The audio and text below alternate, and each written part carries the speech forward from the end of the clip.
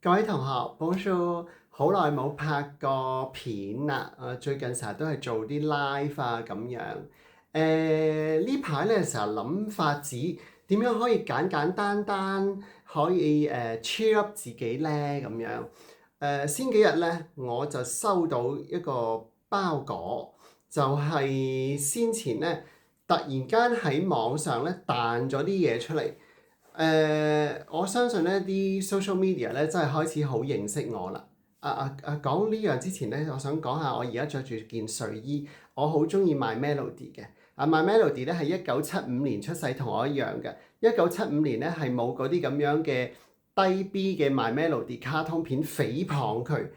對我嚟講咧，My Melody 係好可愛嘅。Don't you know everybody loves you？咁我咧就先幾日收到個包裹，其實咧係一啲我先一兩年前其實我去個 shop 睇過有呢啲衫，咁當時冇買，我覺得貴得滯。但係咧好有趣喎，而家呢個時裝界咧，如果一啲衫係個牌子唔 hit 嘅咧，其實幾靚都冇人買㗎喎。相反，如果一啲衫個牌子係 hit 嘅咧，醜都有人買㗎喎。咁所以咧，我就先嗰排咧就見到咧 IG 咧彈翻呢個廣告俾我睇，佢可能知我一向中意呢個牌子。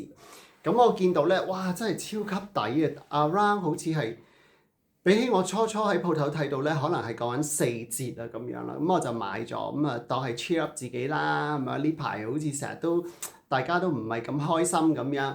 咁啊收到啦，即刻 show 俾你睇啊！其實咧呢個牌子咧係以往咧法國人都好中意嘅，以前咧 Landmark 都有鋪頭嘅，就係 Sonia Rykiel。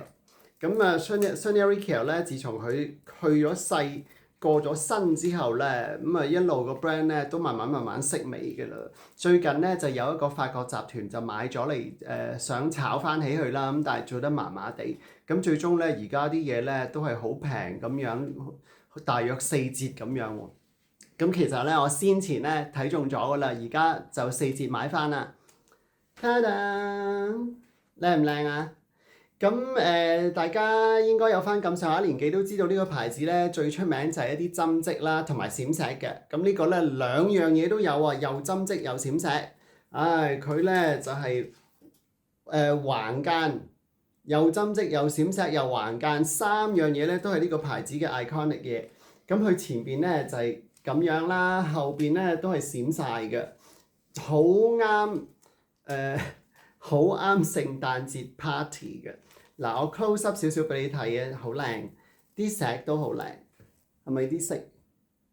然後咧個衫個角落頭咧有一個都算少少 logo 啦，SR。咁但係因為呢啲牌子而家又唔係十分之 hit 啦，咁俾我感覺又 OK 喎，即係又唔係話你知啦，太大個 logo 就麻麻地啦。咁 OK，一不做二不休啊，咁啊買埋下身，咁啊下身咧就係一條短裙仔。我想講咧，個上身咧，其實我本來諗住買 small，但係冇晒。咁啊 medium 都 OK 喎，佢可能都偏，佢呢個 cutting 都偏細。咁然後咧，呢個就係個 mini skirt 啦，mini skirt 我就買 small 就啱晒我噶啦，small 大約就係法國 size 36咁啱晒噶啦。咁佢咧可能為咗咧唔好你坐嘅時候咧拮住個籮柚，所以咧佢後邊啊冇嘢嘅。後邊係 plain 嘅，前面先有石咁啦。咁我覺得 OK 啦，因為你平時生活你真係要坐噶嘛。如果登台咧，我就會 prefer 兩邊都有石咯，係咪好靚啊？即刻着俾你睇下。